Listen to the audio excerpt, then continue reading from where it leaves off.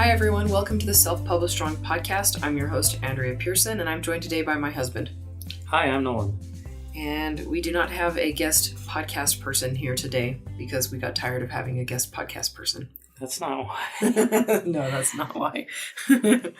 I'm kidding. Josh, we enjoyed having Josh on the show, and I'm sure he'll be back again. Just, it's awfully convenient having our audio-visual guy being on the show with us. It does make it easier, yes. Yep, and we're like, okay, edit that out, Josh. Yeah, he can do things in real time. Yeah. Do you have any updates this week? I had students. You had students. I was sick last week. Yeah. And so I've been talking a lot today. So who knows how much I'll talk. My voice is pretty tired. And his parents are coming in 2 days to stay with us for a week and a half. Mm-hmm. Let's see. I'm still writing Crimson Hollow. I can't believe how long it's taken me to write this book. Usually when I start writing, I can be done in that week. But we've just had so much going on. And we are doing an open house for friends, family, readers, writers, anybody who wants to come and hang out and chat on May 12th. If you're interested in coming, let me know, Andrea at selfpublishedstrong.com, and I'll get you the information on that. But I am inviting readers and writers just because, hey, I like talking about book stuff, and so if anybody wants to come and talk about book stuff, then they are welcome to do so.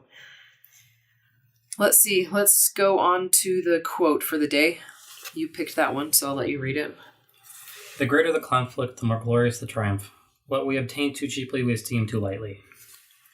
That's all the one-hit wonders out there. Who was it that gave that quote? Thomas Paine.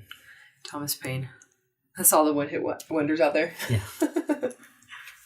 What do you mean? The unreplicable ones, because they don't know what they did. Oh, yeah, I see what you're saying. To be successful. And they esteem it too lightly. They're like, oh, this is easy, and then quit their job, or the people that win the lottery and then lose 10 or broke in a year. Yeah, exactly. They can't replicate it. They're unable to figure out what made them successful, and so they can't repeat it. Yeah, and those who work hard and who figure it out and fight their way through, they're able to appreciate it more. I mean, people who work to earn money, as opposed to those who win a lottery, they're more likely to save the money. It's, who was it? There was somebody who actually wrote a book on people who win the lottery, and they followed them, right? And most of those people were poor again. Yeah, maybe not most, but it's not a good statistics. We don't have any proof, and we're just talking about it right now. Yeah, well, there was a book that was written on it. The Millionaire Next Door. That's what you mean. No, Millionaire Next Door is a good book. I'm talking about somebody who actually studied people who won the lottery and then lost all their money. Very common. Millionaire Next Door is a really good book. And me being from a small town in Utah, a lot of my neighbors were millionaires, and you would never know it because they lived in the same house they lived in growing up, Mm-hmm. And just really, really not flashy. And that's always been a very, very appealing to me, especially since I went to school in the high school that was in one of the top 3 most wealthy cities in the state. And so, we lived in that little town, and so I was surrounded by $100,000 houses, $50,000, $100,000, $100,000. Yeah, $100,000 houses. Nothing. Yeah, exactly. This is back in the 90s. Oh, okay. I thought you were talking about the fancy ones. No, but the small town houses, I was surrounded by $100,000 houses. Some of them are $50,000 houses. Then I'd go to school up in multi-million and $10 million houses and up. And up. It was a stark contrast. And of course, while I was in high school, I was like, I want the money. But looking back, no. Yes. Okay. Yes, I want the money. But I want to have the humble surroundings where people don't know you're a millionaire. You're so evil. All right. So the tip for today is we're finishing off the beta readers. And I wanted to talk about where to find... One at a time. Yes, we're finishing off the beta readers one at a time with a thumb cut to the neck. Throat. You missed that, reader listeners. They heard the sound effect, I'm sure. Mm-hmm. Anyway, okay, so I've got several different places where you can go to find beta readers. So I'll start off with friends and family. And when I first started out, I always started with friends and family because they're kinder, they care about you. They point out no-brainer issues, and they've offered some of the best feedback I've ever gotten. And it's been very, very... It's wonderful, especially when you're first starting out. You don't want to start with somebody who, like a professional author or You should have somebody ghostwrite this. Yeah, like one of your first readers said you should stop writing. Oh, yes. No. Somebody else write your book for you? No, when I first finished The Key of Kalenia, I had a whole bunch of different people read it, and one chick told me that I needed to hire a professional writer. She and I are still friends on Facebook. Well, if you're Facebook friends, you're still pretty tight then. Yeah, apparently.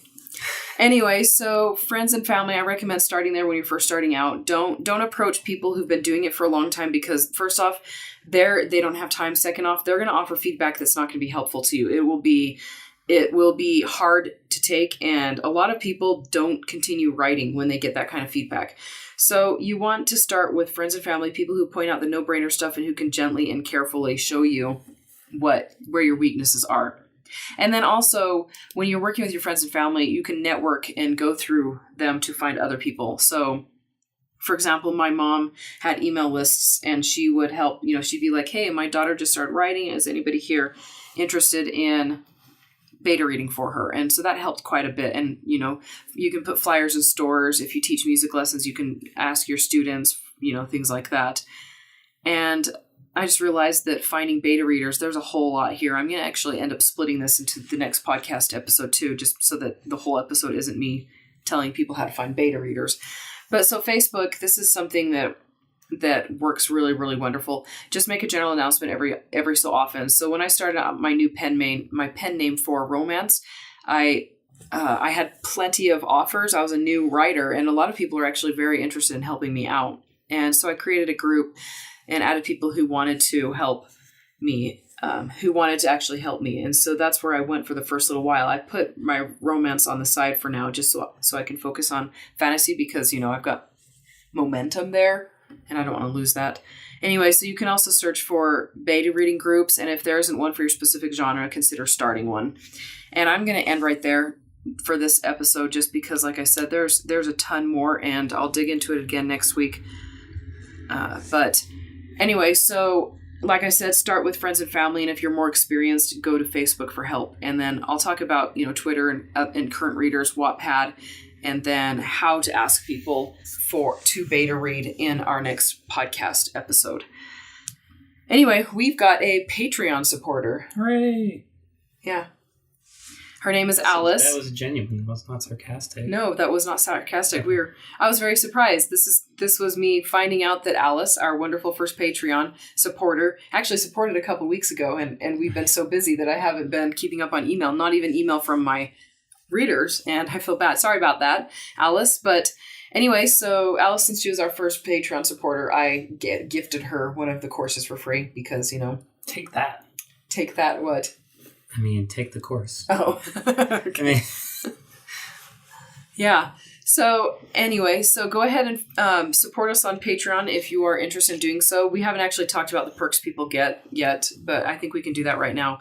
So if you support at the $1 per episode, you get a shout out on the podcast. So $4 a month, and we publicly thank you. You can be heard with us in public. Yes. $2 per episode. I know the $1 per episode is just, doesn't sound very awesome, but some people don't care about anything else. Sounds awesome to me. Does it sound awesome to you? I get the $1. Oh gosh. Part of it. Whatever. I'm saying for the people that support us. Is my appreciation not enough? Anyway, so that's the $1 per episode level. The $2 per episode level, you get your marketing questions answered. So what we'll do is we'll have you fill out a form where you'll put marketing questions. And then right before we have our marketing podcast, my assistant will reach out to people who have supported us at that level, and she'll be like, hey, these are your questions. Are they still applicable? And then you can say yes or no, or you can ask new questions or whatever. And then on that marketing episode, we will answer questions. And I know Alice had a question or two, and we will address that on our first episode in June, which is when our next marketing podcast episode will go out. And then the $3 per episode level You get all of the above, plus a chance every 3 minutes, every 3 months to win one of my courses. And we will cycle through those courses, starting with the $25 ones and then going on up to the $50 ones. And right now, since Alice is our only Patreon supporter, she has a huge chance of winning. She has a 100% chance. She has a 100% chance of winning. Thank you, Alice.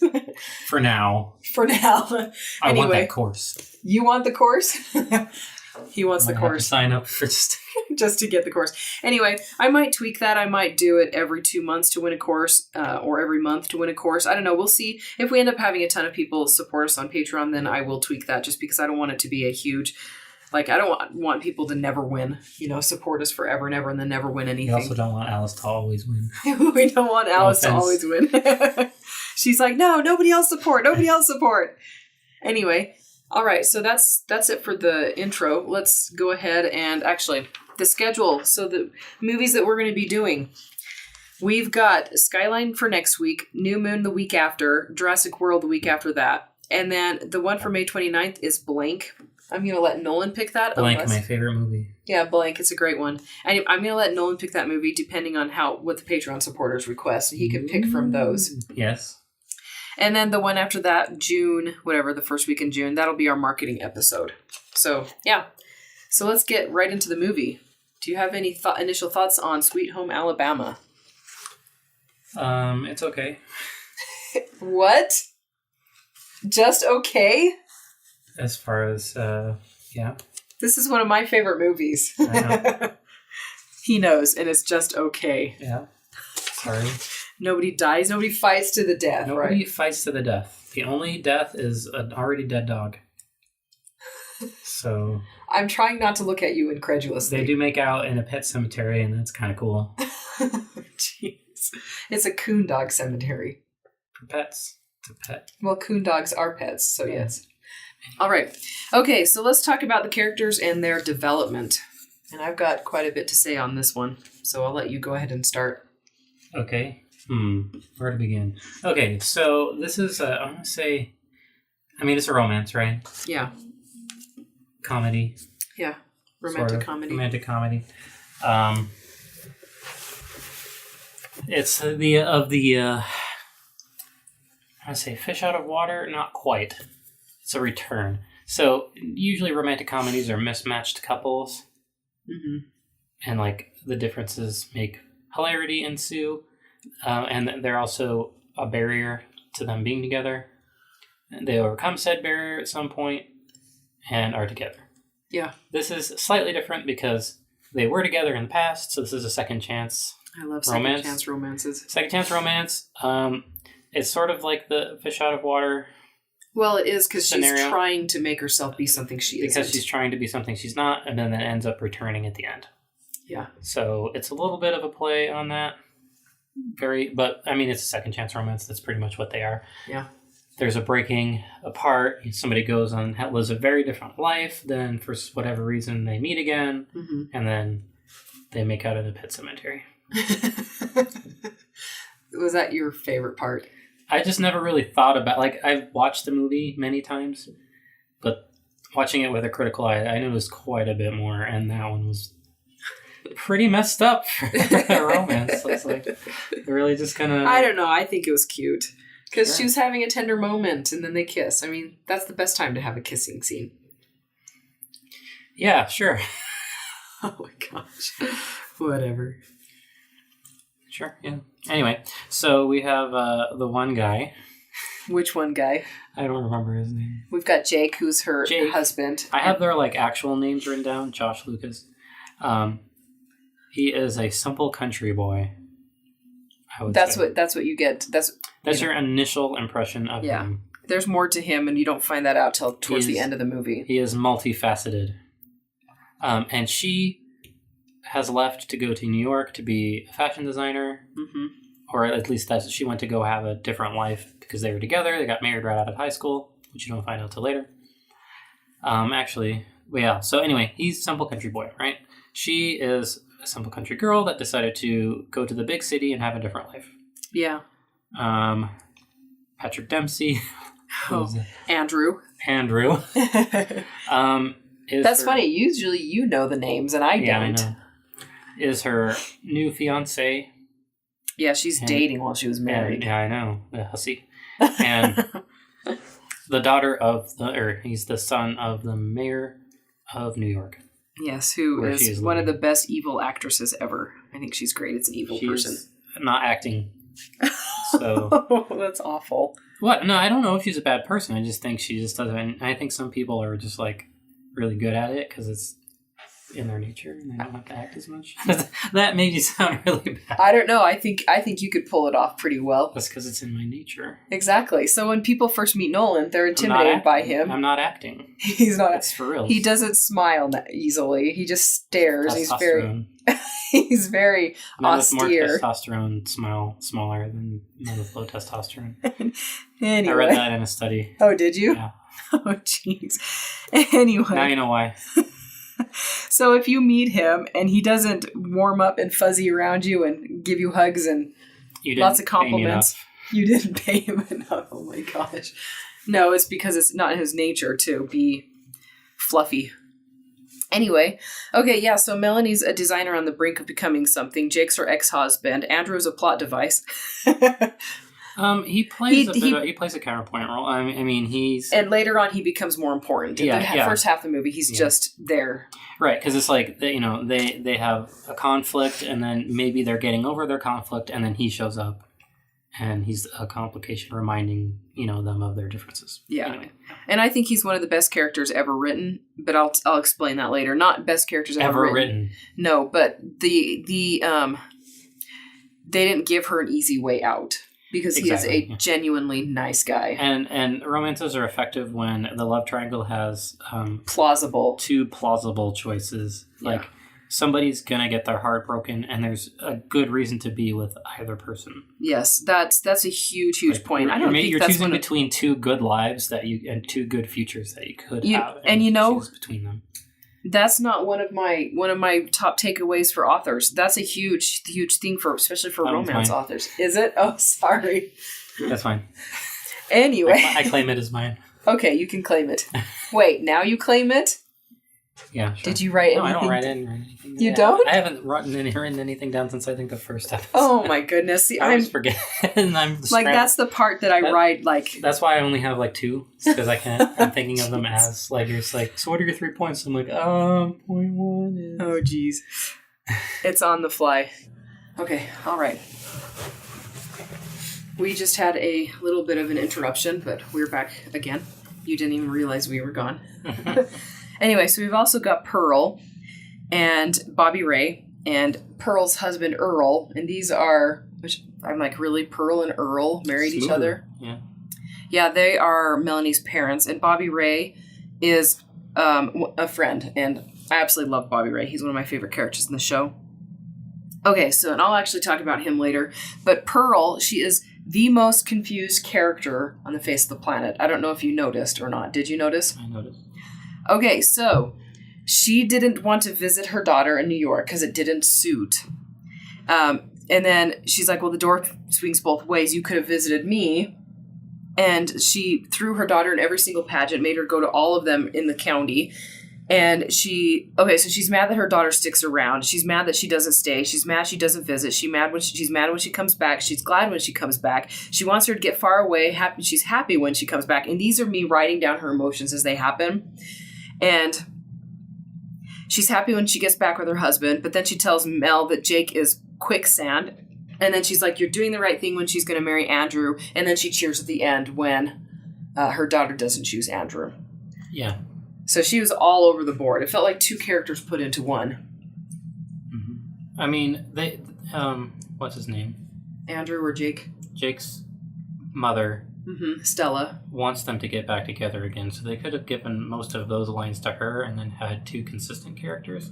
Yeah, because she's always pro them. She's only in like 2 scenes, probably. Yeah, she's not in it much, but she's internally consistent. Yeah, which I guess people are complicated, but it just seemed like she was all over the place to suit the plot, and they just didn't want to. They didn't. It wasn't well written. Her character was not well written. Yeah, she's all over the place. I noticed that too because she's like, "Don't you get back with him?" And then she's like, "Yay!" And I was like, "Wait a second, I'm getting whiplash here with this lady." Exactly, and the problem you can have. I mean, people can be in real life. They can actually be that conflicted, but in a book or in a story, you can't. Yeah, there's not enough time to. It's just whiplash. Yeah, there's not enough time to have all the subtleties that are in a real human being. Yeah, no kidding. So it just seemed kind of like, I don't know, weird and jarring. Yes, I agree. As jarring as the music. Oh, I didn't even notice the music. Actually, I did notice music. I do have a comment on that. Should we give our music comments now? Nah, we can wait. Opening scene? Yeah, opening scene. Kids kissing. Yuck. Yeah, little kids. It's not good. No. So they're on a beach and there's lightning, right? Lightning never strikes twice. And then it does. It's the same place twice. It does not. Well, it strikes them.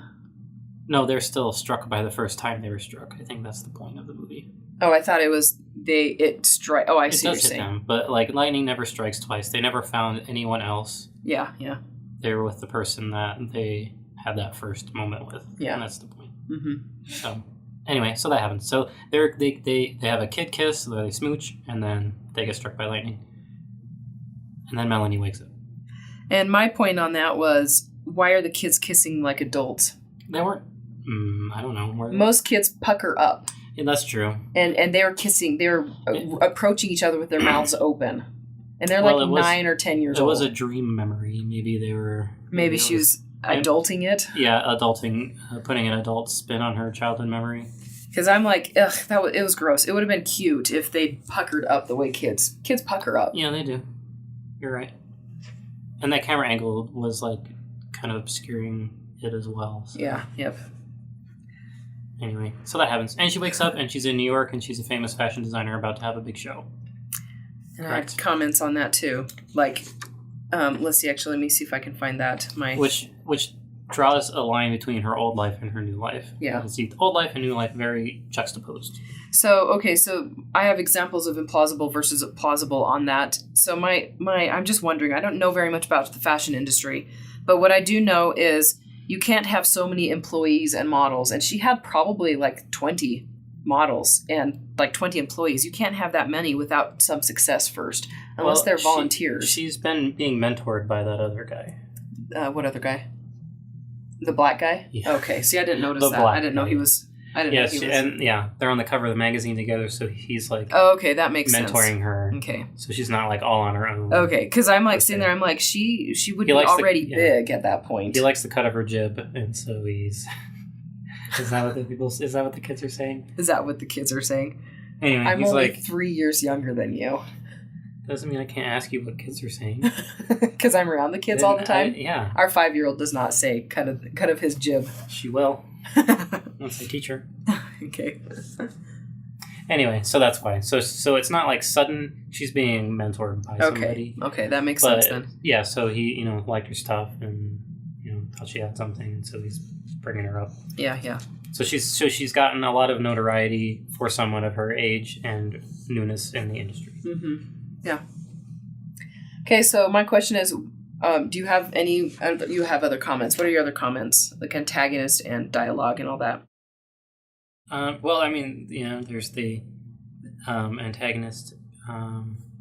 Originally the two main characters are antagonists, and then they're not, and then they are, and they've had previous antagonistic relationships. Andrew and his mother have an antagonistic relationship. Yes, they do. He doesn't like her a lot. I mean, he loves her, but he doesn't like her all the time. Yeah, he makes a lot of cuts at her that are quite showing of their relationship. Yeah, some backhanded insults, sorts of things, and he's like who hasn't been ashamed of their parents at some point or another? I'll assume that was a rhetorical question. Assume away.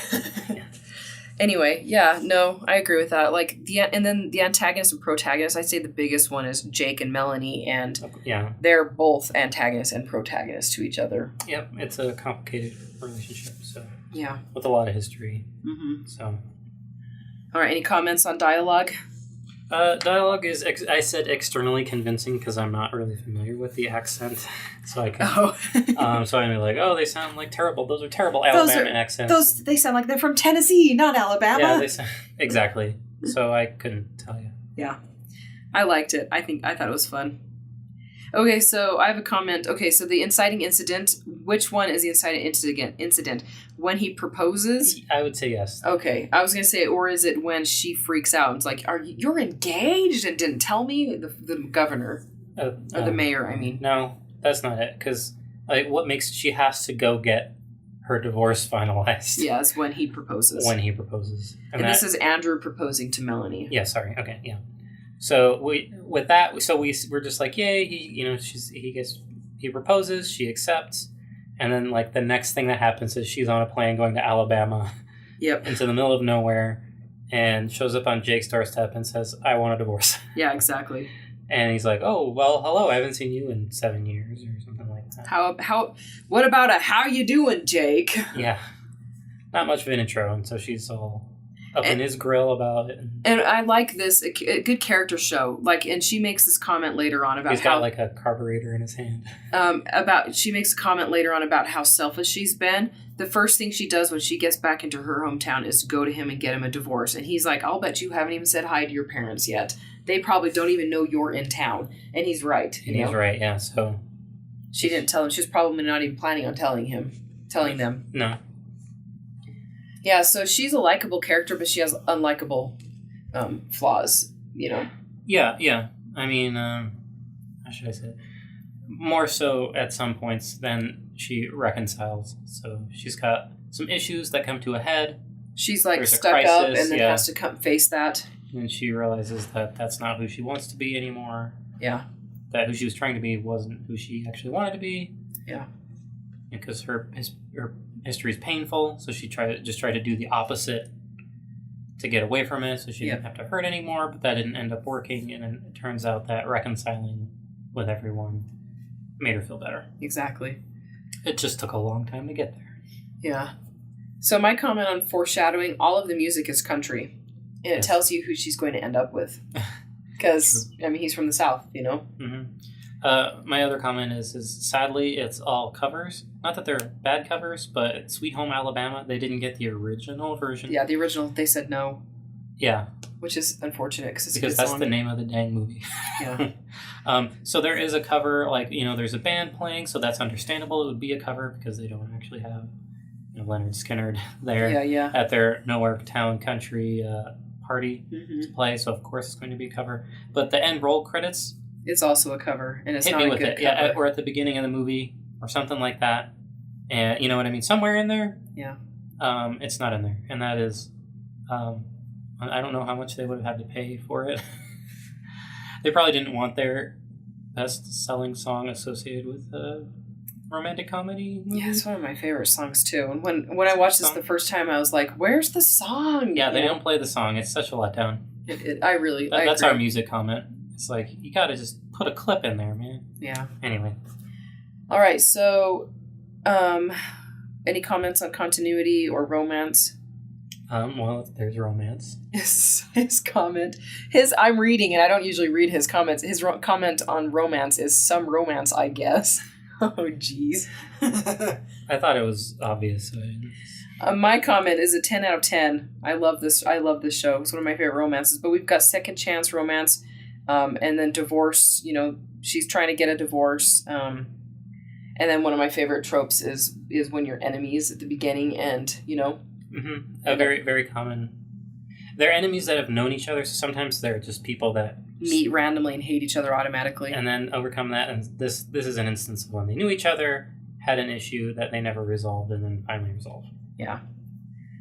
Yeah, it's I would have to say I've read a lot of books where this trope is done poorly, because you've got to bring the readers along emotionally. You've got to have that huge fight at the beginning where they're huge enemies, and then you gradually show them becoming friends. And several of the books that I've read, they go from being big enemies, and then all of a sudden they're good friends. It's like the author forgot to, show them becoming friends.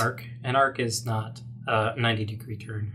No, it is. a curve. Yeah. And that happens here. So they, they're antagonistic, and then they actually become more antagonistic. Yeah. More friction. It comes to that crisis point where she's drunk in a bar and says a bunch of stuff she shouldn't about how dirty and poor and gross everyone is. And yeah. She insults pretty much everybody she grew up with. Yeah. And then, nobody likes her. And then that actually causes him to sign the divorce papers. Yeah. He's sick of her because he's been stalling. Yeah. He still does have feelings for her. You can tell. Yeah. And so he's like, go see your parents. So I won't sign until you see your parents. And then she goes and sees her parents and then sees them again. And, he won't sign for some other reason, And then finally, after she's a jerk to everyone. That's when he signs. And that's what wakes her up. She's then, like, I was a jerk and it got him to sign the papers. And that's not how I want things. And then she's calling him all the time to talk. Yes. Trying to apologize and... Right. Trying to make it right. And he's not receptive at first. Yeah, and then they dance, and then we're doing a synopsis of the show, so... Well, it's part of the arc. I mean, this is like their relationship. It is the movie, of course, because that's the point of the movie, so it kind of has to be. But they go through trials, you know what I mean? Yeah. It's her trying to get him to sign. He doesn't want to because he has feelings for her. She damages that by her bad behavior, so he signs. Then she's trying to get him back. She's trying to make things better between them. Right, because she didn't want to hurt his... Well, at first she didn't mind hurting his feelings, but then when she finally does, she realizes that really hurt him and that mattered to her. Yeah. And so she tries to at least apologize, and then once they get to that point, then they start to make out in Then she realizes that she still has feelings for him. Right. And that's when Andrew shows up. Right when they're making out in the coon dog cemetery. No, but I mean right after. Like you think like, wait a second, something almost happened there. They make out, they kiss a bit, and then he walks away. Yeah. Right, from that. No, I thought she walked away. No, he does. Oh, does he? In the cemetery, yeah. Oh. She's still standing there. Oh. And then she calls afterwards. Is that how it goes? I think I don't remember. I'm pretty sure he walks away. Mm-hmm. I remember that. Mm-hmm. And then she's still calling him afterwards to talk about it. And he can't. No. Well, it's because she's still engaged. I mean, she's still going forward with her engagement with Andrew. He cares about her, so he's trying to let her go. Yeah, he doesn't want to just be friends. He wants her. He wants her. Yeah, and always did, because he never moved. There's a lot of connection to as we find out later, he has the connection to the place they kissed. His whole life actually revolves around it. Yeah, pretty much. His livelihood and everything. Yep. So conflicts, we've talked about conflicts quite a bit. The trifell cycle, I'd say this is a great example of trifell cycle. So she's trying to get him to sign the papers, and he finally does. But they toss it on their heads because she succeeds, and she's not happy with it. Mm-hmm. The thing she was working towards wasn't what she wanted, just like her change in life from being there to going to New York. Exactly. What she wanted wasn't really making her happy. Yeah. Okay, so I have a comment on implausibility. How does Andrew not know anything about her background after they've been dating for 8 months? 8 whole months. I think he was just infatuated with the present. I don't know. I assumed that she was from someplace normal. I've dated a lot of guys and been very infatuated with the president, and we still found out about each other's background. I don't know. I don't know. It's been 7 years. I mean, that she could have it so far back that it's not. Yeah, she's got 7 years of history. It's quite a bit to relevant. Of course, she's got parents somewhere. You never really thought about where that was. Yeah.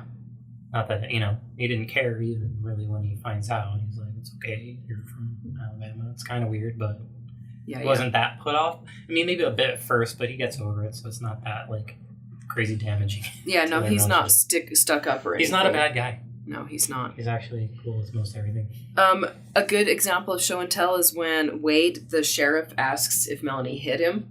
Oh. Or if Melanie hit her, and she's like, no, he's never hit me. And I think that's it's a good info exchange, and it's telling. We don't need a show. That would be the hugest side tangent, them showing us that in their relationship in the past, he never hit her, But so that's like a good example of, telling versus showing right there. Mm-hmm. Let's see, what else? What other comments do you have? Do you have any comments on...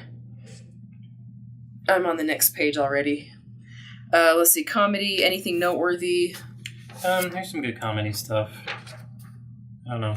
Nothing. Yeah, we don't need to discuss it. There's just funny comments and turns of phrases, and, witty dialogue. Yeah. And the juxtaposition of their lives. And, funny comparisons about things. And bologna cake. Yes, the bologna cake. Sorry. Yeah, bologna cake. They pull out the bologna cake. It's made of horseradish, cream cheese, and bologna. Mm-hmm. That just sounds horrible. What? We do not agree. Whatever. Do you even like horseradish? No, not really. Yeah, exactly. What else? They deep fried pickles. Deep fried pickles. Which are actually pretty decent. They're good. I didn't think it would be good. I tried one. There was one at the food cart. I like fried food, and I'm sorry, deep fried pickles does not sound because they're appetizing. breaded. They're actually, it's not the pickle, it's breaded and then they deep fry it. Okay. That may be not too bad, but... I didn't even know that. All these years, someone said deep fried pickles. I just assumed they were like charred and blistered pickles. And that sounds they're not. It was actually okay. So there you go. I tried a deep fried pickle. Not terrible.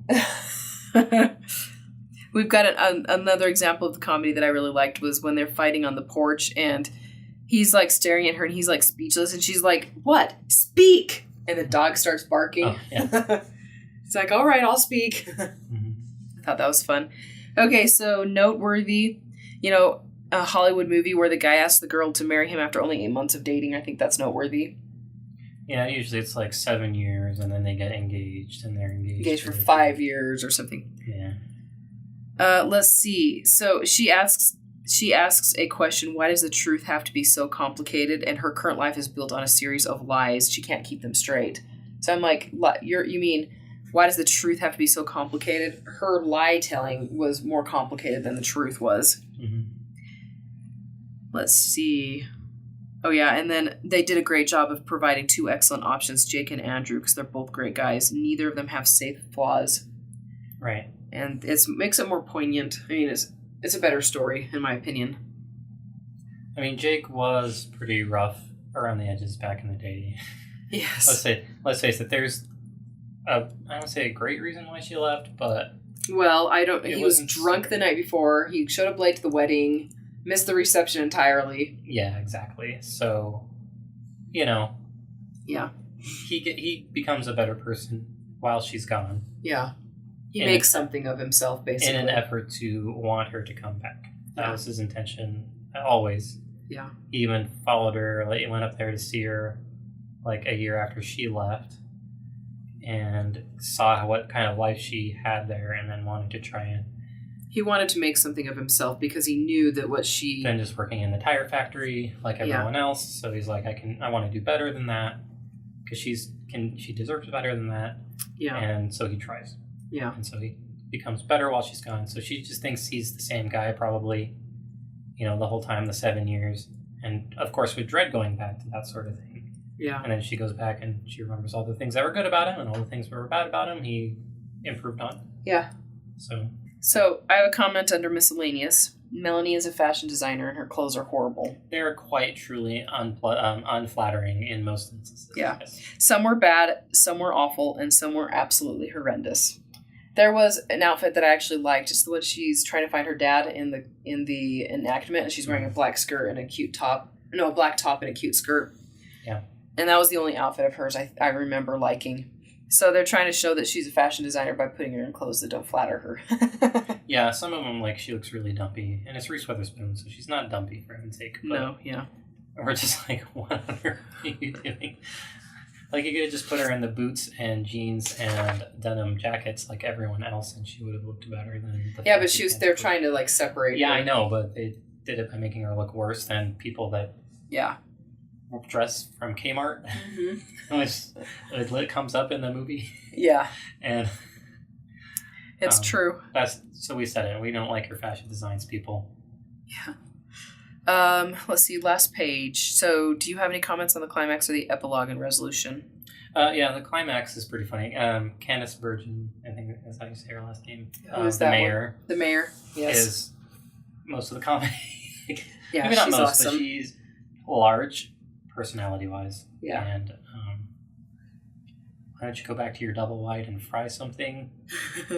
Talking to Melanie's mom. One of the most memorable lines in the movie, I think. And causes Melanie to punch her. Yes. Which was deserved. Mm-hmm. So we haven't talked about the whole arc yet, though. Yeah, go ahead. So we don't know their history together. We just know that they had a conflict, and as it goes on, they reveal things, like that he was drunk the night before, and then they get married, and then he like pukes in the car or truck. I guess it's a truck because they don't really drive cars. And then doesn't even go to the reception, right? Mm-hmm. But we also find out later that they got married because she was pregnant. He was the football star, and they won the big game, and then got her pregnant that night, and then that's why they got married in the first place in high school at 18. Yeah. But they lose the baby. Yeah, she had a miscarriage, and I actually really liked that touch because it was heartbreaking to both of them, and it added character development. Like he thought the baby would be his greatest adventure, and he was excited, and so it was hard for him to lose the baby, and it was hard for her. She like totally flipped out and went to New York, But she felt relieved, she said, and she's always felt guilty about that because she didn't want to have that life start. She didn't want to chain her down. Other things. Yeah, exactly. So she's always felt guilty that she felt that way. Yeah. And so that they just didn't deal with it in the same ways. No. And then she didn't have, once that happened, she didn't feel like she had anything to keep her there. Right, because, she didn't really have any obligations beyond that, except her marriage to him, which wasn't really that great, apparently. Yeah. Drunken teenagers. So she leaves. Yeah. And we don't find that out till later, and then, they reconcile that. Yeah. Anyway, what does he do while she's gone? We don't need to tell them.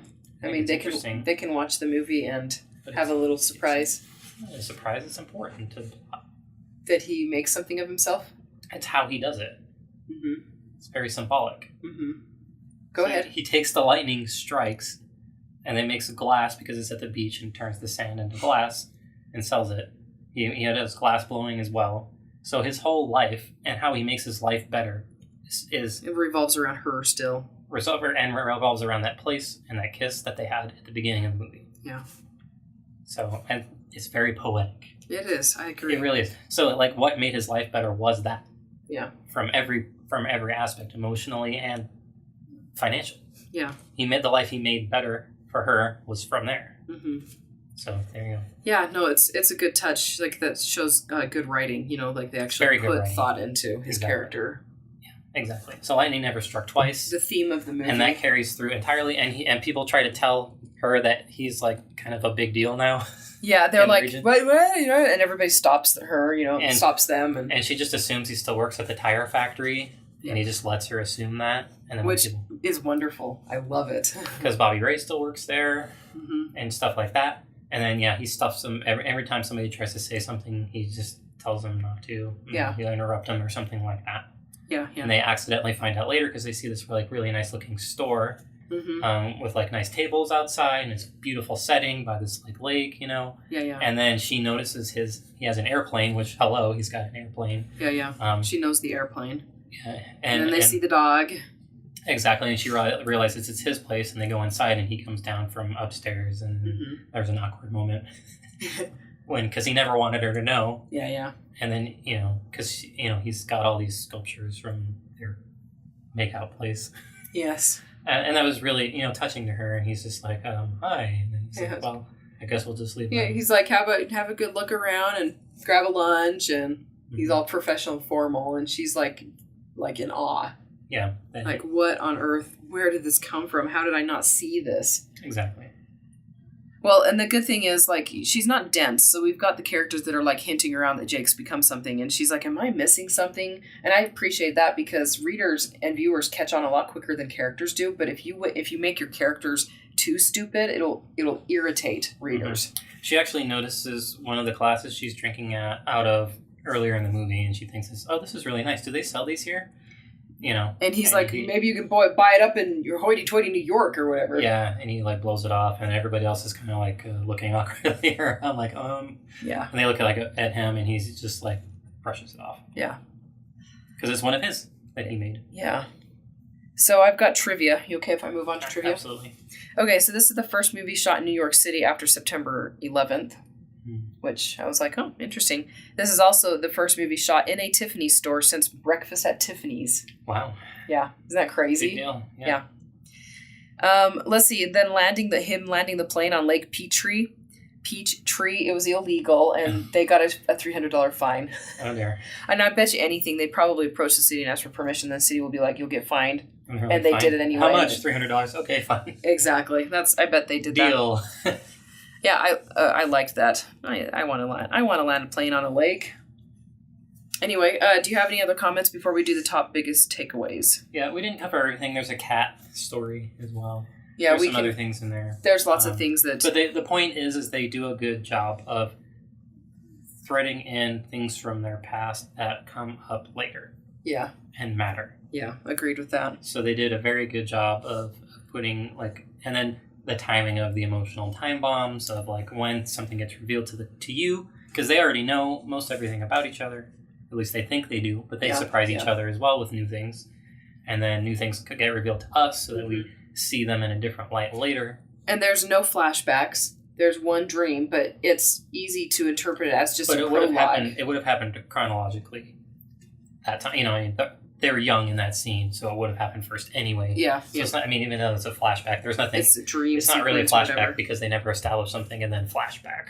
It's the first thing you see. It's a dream, but we don't. It doesn't matter because it's telling us stuff about the characters. It's setting the stage. It's not like it's not like a dream that has zero to do with which are the worst. Yeah, zero to do with the actual story or the plot. It's telling us, you know, about her and Jake being together, and it's like you said, lightning never strikes the same place twice. Anyway, so my biggest top 3 takeaways from the movie are you ready? I feel like we need to have like a drum roll. We need some sounds in our... That sounds terrible. That's just me beating on a chair like... we got nothing. We'll come up with something later. All right. Okay, so I loved that they had characters and actors in the show who aren't drop dead gorgeous. They've got characters and people who look like normal people. And I think that it's important. Like, I've read books where every character is described as attractive. And in real life, everybody you meet is not attractive. It's kind of exhausting, and then isn't special anymore. Everyone's a model, so nobody is. Exactly. Well, you want your main characters to be attractive. It's fine. That makes, it makes them more exceptional. Yeah. If somebody is above average instead of the average being average. And I do have to say, readers want to read books about people who are attractive and exceptional and above average. They don't respond as well to books where the main characters are below average. Twilight notwithstanding. No, she actually talks about Twilight. Bella, she doesn't give us a lot of description about Bella, and she just says she's clumsy. But flaw. Yes, but later on they describe Bella. I mean, we hear that she is attractive, you know? And she shows that she's attractive because all the guys in the school are jumping over themselves to get to her. For some reason. It's not her personality. She must be smoking hot. Oh my goodness. Anyway, so I mean, make your characters be normal people. You know, you want your main characters to be attractive, but don't have everybody be that fashion model, you know? Well, at least have characters be different and look different and sound different. And then I already talked about this one on accident. I was going to save it for here and then didn't write a note next to it. But have appropriate telling. You don't need to show everything. You can have telling. So like when she was like, you know, he never hit me. We don't need to be shown that. It's good enough that they tell us. And so I think that's an important thing. You know, I think there's a stereotype that people in the South are abusive. I don't know if you've heard that stereotype, but I have, which it drives me nuts. But because I've met a lot of people who are from the South who are not that way. But I mean, they tell us without showing us, so our readers know that, the viewers know that Jake was never abusive. Mm. And so that makes it so that we want to cheer for them to get back together again. Mm-hmm. Anyway, so appropriate telling. And then this one's a slightly sensitive topic, and I made a comment on it while we were watching, and Nolan made a comment on it as well. We've got the catch-all minority. Oh, yes. Yeah. So he's a black man and he's a gay man.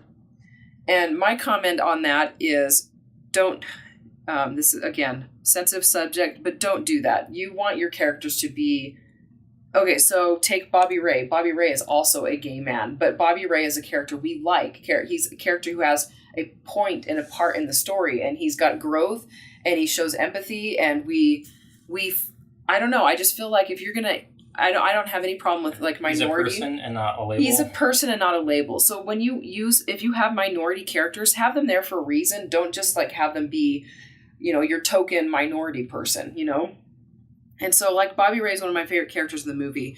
And a token minority is much less memorable or moving or important than a minority who has a real part in the story. And so if you decide to have minority characters, then make them there, have them have a point in the story, basically. I agree. Don't just check a box. Make them a person, for heaven's sake. Agreed. Yeah. What are your takeaways? Let me see. Okay. Most love triangles are most successful when it's one person choosing between two viable options. Yeah. Usually, you can do romances where one person ends up secretly being a jerk and then people find out, but I think that's less satisfying at the end. Yeah, because it makes it feel like the character's like, well, she shouldn't, I'm glad she didn't pick him anyway, Right. Like in this case, Andrew, like I still feel bad for Andrew even after watching the show because he is a good guy. Yep. She dumps him at the altar and he's like, wow. That's what this feels like. That's what this feels like. Because he's never been rejected before. Yeah, he's had everything he's ever wanted pretty much. Yeah, he's rich, he's, famous, successful. Some people say Patrick Dempsey's attractive. I'm not attracted to him. I like his hair. He's got nice hair. But I mean, and his mom's like, "You're just gonna let her do that to you?" And he's like, "Yeah, yeah, I am. I am." And then he walks away. He literally just walks out and closes the door behind him, and that's it. Yep. And he's fine with it. I mean, he's not happy about it, but I mean, he accepts that he's not throwing a fit. Yeah, she doesn't want to be with him. She wants to be with this other guy more, who she was with before, and she's really happy with him. Yeah. And they have a healthy relationship, and she's gonna be okay. Yeah. So he feels like he can just let that go and move on with his life and get over it and meet somebody else later, Yeah, exactly. I agree. So he literally, it's very symbolic. He just walks down the aisle himself, closes the door quietly, doesn't slam it, doesn't storm away. He just gracefully leaves.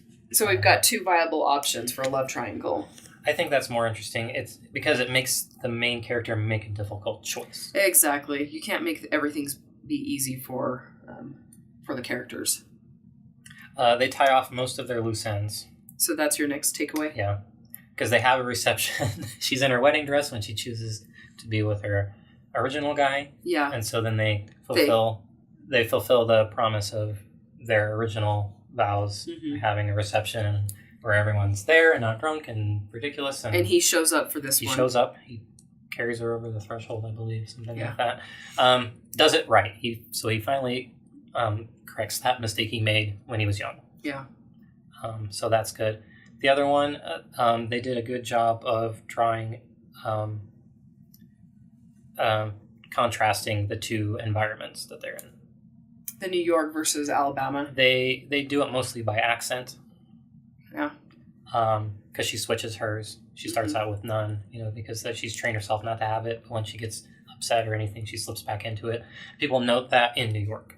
Her accent crops up when she's distressed. Yeah, yeah. But that's just the symbolic way they use to show her two conflicted sides. Mm-hmm. That's good. So, okay. The end, I guess.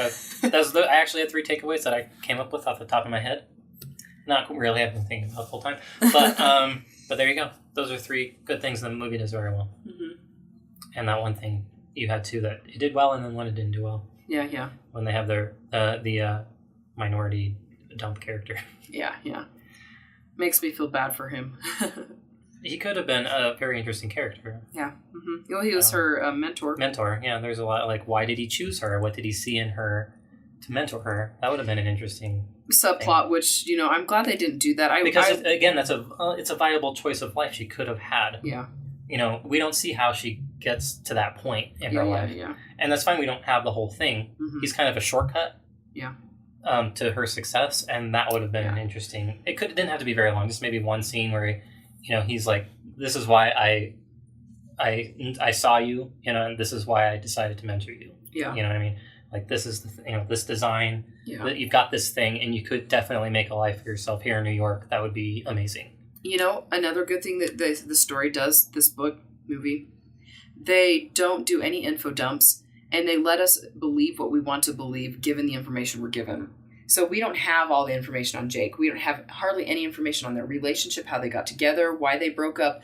They give that to you bit by bit throughout the whole movie. And so it keeps your interest in the story because you don't know why she left. You don't know any of that stuff. Yes. New information causes the scenes that you've already watched to be interpreted differently.